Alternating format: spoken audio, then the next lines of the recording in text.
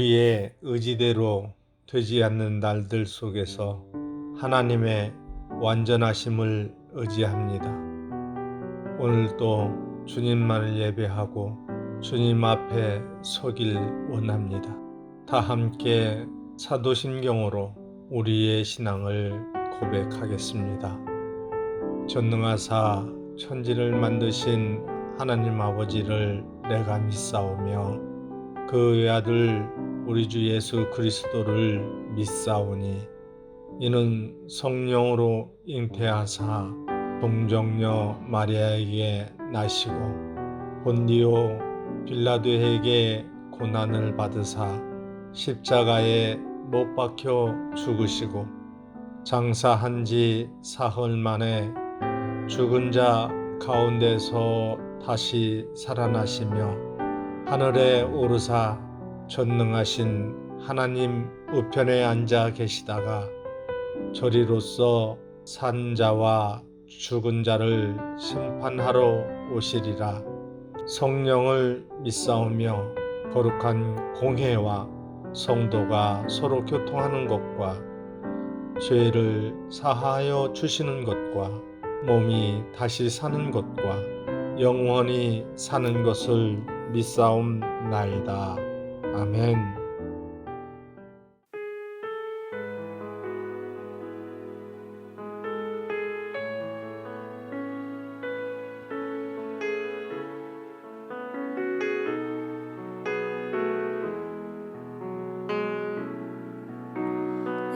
내게로부터 눈을 들어 주를 보기 시작할 때 주의 일을 보겠네. 내 작은 마음 돌이키사 하늘에 꿈꾸게 하네. 주님을 볼 때 모든 시선을 주님께 드리고 살아계신 하나님을 느낄 때 내 삶은 주의 역사가 되고 하나님이 일하기 시작하네. 성령이 나를 변화시켜 모든 두려움 사라질 때 주의 일을 보겠네. 황폐한 땅 가운데서 주님만 알게 되리. 주님을 볼 때 모든 시선을 주님께 드리고 전능하신 하나님을 느낄 때 세상은 주의 나라가 되고 하나님이 일하기 시작하네. 모든 시선을 주님께 드리고 전능하신 하나님을 느낄 때 세상은 주의 나라가 되고 하나님이 일하기 시작하네.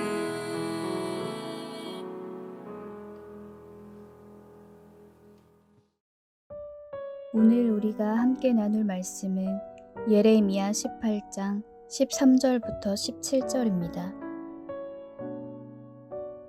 그러므로 여호와께서 이와 같이 말씀하시니라. 너희는 누가 이러한 일을 들었는지 여러 나라 가운데 물어보라. 처녀 이스라엘이 심히 가증한 일을 행하였도다. 레바논의 눈이 어찌 들의 바위를 떠나겠으며 먼 곳에서 흘러내리는 찬물이 어찌 마르겠느냐. 무릇 내 백성은 나를 잊고 허무한 것에게 분향하거니와 이러한 것들은 그들로 그들의 길 곧 그 옛길에서 넘어지게 하며 곁길 곧 닦지 아니한 길로 행하게 하여 그들의 땅으로 두려움과 영원한 웃음거리가 되게 하리니 그리로 지나는 자마다 놀라서 그의 머리를 흔들리라. 내가 그들을 그들의 원수 앞에서 흩어버리기를 동풍으로 함같이 할 것이며 그들의 재난의 날에는 내가 그들에게 등을 보이고 얼굴을 보이지 아니하리라. 아멘.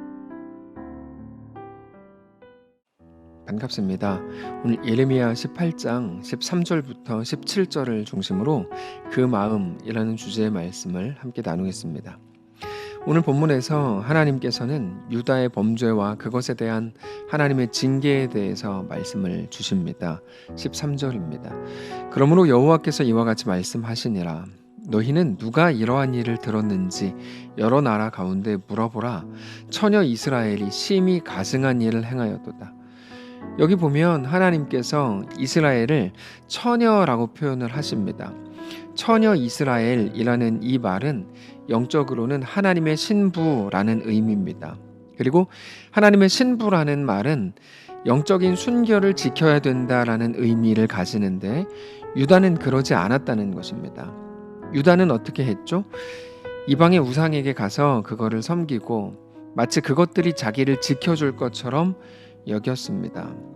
우상숭배의 이유에 대해서 하나님께서 그것은 두려움 때문이다 라고 규정하셨다고 말씀을 드렸고 그 두려움에 대해서 이스라엘 백성들은 눈에 보이는 것들이 해결해 줄 거라고 믿었다 라고 말씀을 드렸죠. 그러면서 14절을 보면 시적인 표현을 쓰시는데요. 레바논의 눈이 어찌 들의 바위를 떠나겠으며 먼 곳에서 흘러내리는 찬물이 어찌 마르겠느냐 이런 말입니다. 자연에서는 그럴 일이 있을 수가 없다. 그거를 보고 신실함이라고 부르죠. 항상 그렇게 될 거야. 항상 그렇게 진행된다. 근데 유다는 신실함을 버리고 하나님을 떠나죠. 하나님을 배반합니다. 15절입니다. 무릇 내 백성은 나를 잊고 허무한 것에게 분향하거니와 이러한 것들은 그들로 그들의 길 곧 그 옛길에서 넘어지게 하며 곁길 곧 닦지 아니한 길로 행하게 하였다. 이렇게 되어 있습니다. 하나님의 백성인 유다가 하나님을 잊어버렸다는 것입니다. 하나님을 잊어버릴 뿐 아니라 허무한 것, 그 우상에게 분향하고 그 앞에 엎드리고 그게 마치 자기에게 행복을, 안정을, 평안을 가져다 줄 것처럼 그렇게 믿고 생각하고 실제로 그렇게 행하더라 이런 말입니다. 그러니까 우상이라고 하는 게 사실 눈에 보이는 어떤 형상만을 말한다기보다 우리가 믿는 하나님 외의 모든 것입니다. 하나님 외의 모든 것들 중에 우리가 믿는 거죠. 대표적인 게 돈입니다. 돈의 힘. 우리가 믿고 있죠. 이것만 있으면 될 것 같아. 혹은 남자친구일 수도 있고 어떤 이름이나 명예일 수도 있을 겁니다. 근데 그런 것들은 우리를 영원히 지켜줄 수 없고 우리에게 영원히 존재할 수조차 없습니다. 뿐만 아니라 그것들은 너무 냉정합니다. 우리가 돈을 가졌을 때 많은 사람들이 마치 우리에게 영원히 굽신거릴 것처럼 보이지만 돈을 잃어버리고 나면 언제 그랬냐는 듯이 비웃고 하찮게 여깁니다. 그거는 건강도 마찬가지입니다. 영원히 건강할 수 있는 사람은 아무도 없습니다. 어떤 관계도 마찬가지입니다. 영원할 수 있는 것은 아무것도 없습니다. 그럼에도 그것만 가지면 그게 마치 나를 영원히 행복하게 할 것처럼 우리는 생각한다는 거죠. 그게 바로 넘어짐입니다. 그 넘어짐을 더 정확하게 번역하면 비틀거림이라고 이제 할 수 있는데 그게 비틀거림이고 넘어짐이죠. 하나님의 백성이 하나님께서 원하시고 요구하시고 말씀하시는 하나님이 전부인 진리의 길로 가지 않고 비틀거리는 거죠. 이게 나를 지켜줄 것 같아. 이것만 있으면 될 것 같아. 그게 우상이거든요. 그래서 15절에 나오는 그들의 길, 곧 그 옛길이라고 표현하시는데 이거는 조상들이 걸었던 길이라는 말입니다. 그들의 조상은 어떤 길을 걸었죠? 하나님 앞에 엎드리고 하나님께 순종하고 충성하고 하나님을 사랑하는 그 길, 그 조상들의 삶의 방향에서 너희는 비틀거리고 있다는 겁니다. 다른 것들이 너희에게 마치 대단한 영향력이 있고 실제로 그것들이 너희의 삶을 채워줄 것처럼 그렇게 한다는 거죠. 그래서 하나님께서 그들에게 이렇게 행하시겠다 이렇게 말씀하시는 게 바로 17절입니다. 내가 그들의 원수 앞에서 흩어버리기를 동풍으로 함같이 할 것이며 그들의 재난의 날에는 내가 그들에게 등을 보이고 얼굴을 보이지 아니하리라. 이게 간단해 보이지만 굉장히 무서운 말씀입니다. 내가 그들의 원수 앞에서 흩어버리기를 동풍으로 함같이 할 것이다. 이렇게 말씀을 하시는데요. 여기서 비유로 말씀하시는 동풍은 사하라 사막에서부터 불어오는 뜨겁고 건조한 열풍입니다. 답답하고 꽉 막히게 되는 거죠. 근데 이 비유는 사실상 바벨론이 공격해 올 것을 말씀하시는 것이기도 합니다. 그 바벨론을 막기 위한 어떤 도움도 주지 않을 작정이다 이런 말이죠. 그러고 보면 하나님께서 우리에게 원하시는 것은 하나님은 하나님이 되시고 우리는 하나님의 백성이 되는 것뿐입니다. 다른 것 없습니다. 다른 대단한 것들을 요구하시는 게 아니고요. 나는 너의 아버지고 너희는 내 자녀인 그 삶을 살자 이거죠. 그 외에 다른 것 없습니다. 이게 우상과의 가장 큰 차이입니다. 여러분, 우상은 사람에게 언제나 돈을 요구합니다. 그리고 자기가 작은 어떤 것을 주겠으니 너는 돈을 내라. 너는 내 말을 들어야 된다. 너는 아무리 부당하다고 해도 내가 시키는 대로 해야 된다. 동쪽으로 가라. 안 그러면 남편 죽는다. 이게 우상입니다. 근데 우리 하나님은 언제나 우리에게 인격적인 관계를 요구하시죠. 신랑이 신부에게 요구하는 것은 큰 게 아닙니다. 요즘은 변질이 돼가지고 여러 가지 많이 바뀌고 타락해졌지만 사실 신랑이 신부에게 요구하는 것 별거 아닙니다. 부부가 서로에게 대한 요구는 서로를 진심으로 사랑해 주는 것, 이게 전부죠. 말 그대로 인격적인 사랑의 관계일 뿐입니다. 사랑하는 성도 여러분, 오늘 본문을 통해서 우리에게 말씀하시는 것을 잘 듣게 되시기를 바랍니다. 영원할 것처럼 보이는 것들이 있을 뿐입니다. 그러나 세상 그 어떤 것도 우리에게 영원할 수 없습니다. 오늘 우리가 그토록 바라던 한 가지가 무엇이었는지 꼭 생각하시기 바랍니다. 사실 우리가 구하고 있던 이 세상에 속한 어떤 것들도 영원할 수 없습니다. 오직 하나님이 영원하십니다. 오직 하나님의 말씀이 진리일 뿐입니다. 물론 그렇다고 해서 우리가 구하던 모든 것들이 다 쓸데없는 거고 의미 없는 거다, 없어도 산다, 이런 말은 아닙니다. 이 땅을 살아가는데 꼭 필요한 것들이었을 겁니다. 다만 우리가 필요한 것들을 찾고 구하면서도 오직 하나님이 우리의 아버지이고 우리 주인이시고 우리 전부라고 하는 그 진리를 알고 있다면 우리가 구하던 것들을 얻지 못하는 것으로 인한 우리의 조급함과 그 앞에서의 우리의 마음의 무너짐은 지금보다 훨씬 더 작아질 겁니다. 우리 하나님을 바라보는 것, 그렇게 하는 겁니다. 우리를 그만큼 자유하게 할 겁니다. 사랑하는 성도 여러분, 오늘 우리 하나님을 그러므로 깊이 생각하시고 하나님만을 뜨겁게 사랑하는 귀한 우리의 오늘 되시기를 주님 이름으로 축복합니다. 한번 기도하겠습니다. 살아계신 하나님, 오늘 이 말씀이 우리를 붙들게 하여 주옵소서. 우리가 오늘도 내 삶을 만들어 갈 거야, 내 삶의 유일한 돌파구가 될 거야 라고 생각했던 이 세상에 속한 모든 것들, 없어져 버릴 모든 것들, 하나님 그것들에서 우리가 더 자유해지기를 원합니다.